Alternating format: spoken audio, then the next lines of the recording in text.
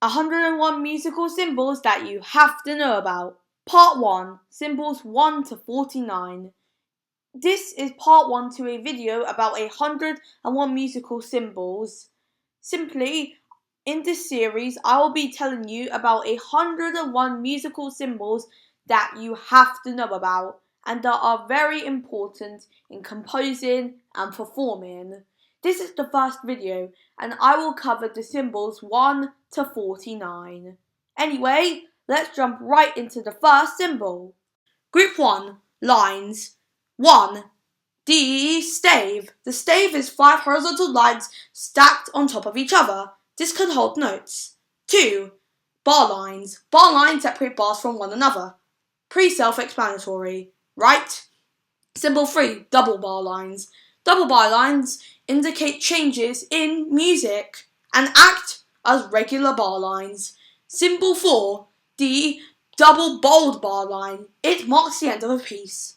Simple, right? And finally, 5. Leisure lines. Leisure lines are extensions to the stave. Obviously, the stave has limited space, so if you need notes above it or below it, leisure lines you need to use. 6. The brace. The brace connects 2 or more lines of music that are played simultaneously, and this is only on one instrument. Only one instrument, on a single instrument. This differs from symbol 7, the bracket. The bracket is a little bit different. While it does the same job as the brace, it can only connect multiple lines together that have to be on different instruments. Everybody gets this wrong. The bracket is mainly used for things like trumpets and flutes, while the brace is mainly used for things like harps and pianos. Now, let's move on to our next group. Our next group are the note values and note rests. Okay, we have the next symbol, 8, the semibreve or whole note, a note with 4 beats.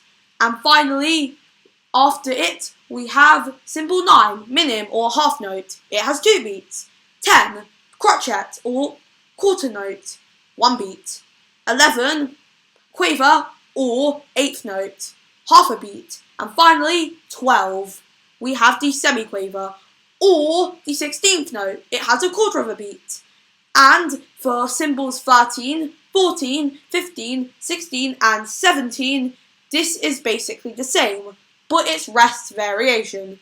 So we have whole rest, half rest, quarter rest, etc.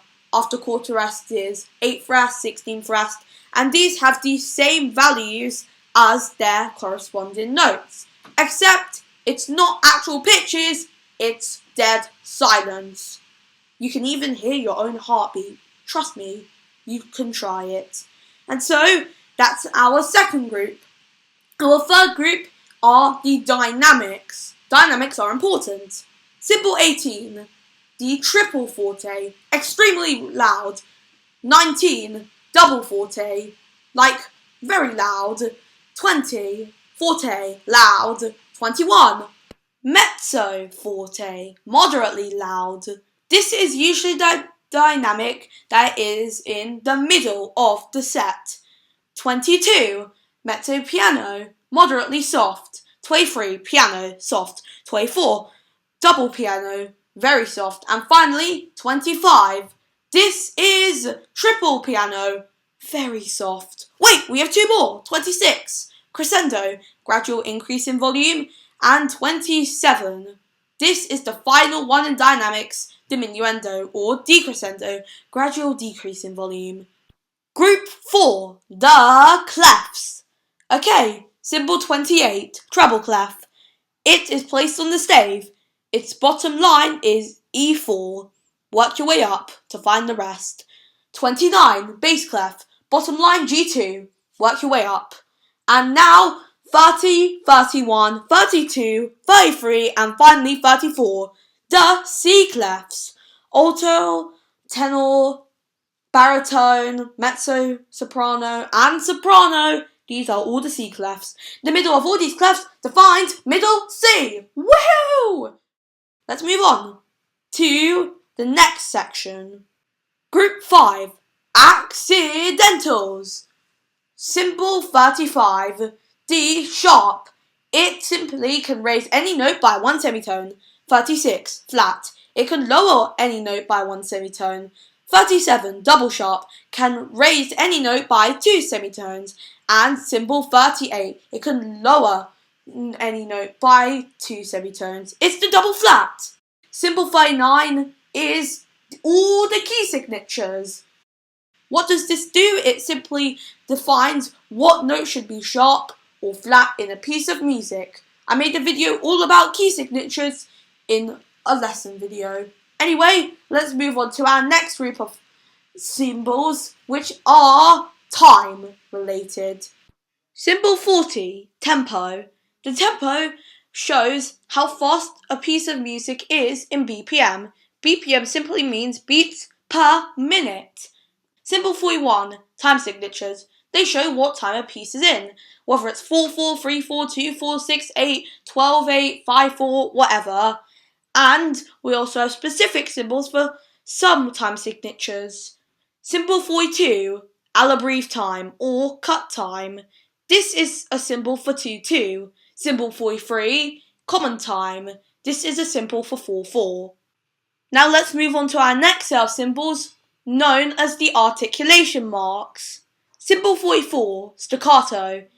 It simply indicates that a note should be played shorter than its initial value, meaning that the rest of it should be silent. And then symbol 45, staccatissimo, means it should be played even shorter. Staccato and staccatissimo are usually applied to quarter notes or shorter, like quavers, semiquavers, demi-semiquavers, etc. 46, tenuto. It's like a line sort of symbol. It indicates that the note it is applied to should be played with a little bit of emphasis to make it stand out from the surrounding notes. Symbol 47, a fermata. So it simply makes the note it has been played the opposite of staccato. It makes it longer than the initial duration. And this can be however long the player decides. Not too long though, or else it'll sound weird. Symbol 48, an accent mark. This simply tells the performer to play the note it is applied to play it stronger and more forceful than other notes surrounding it.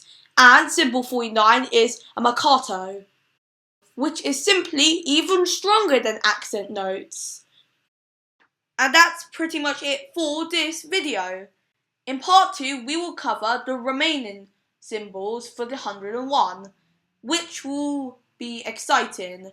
These are 50 to the final symbol, 101. Anyway, if you enjoyed this video, make sure to like, comment, share and subscribe. And also, if you want to see more content like this one, thank you for watching.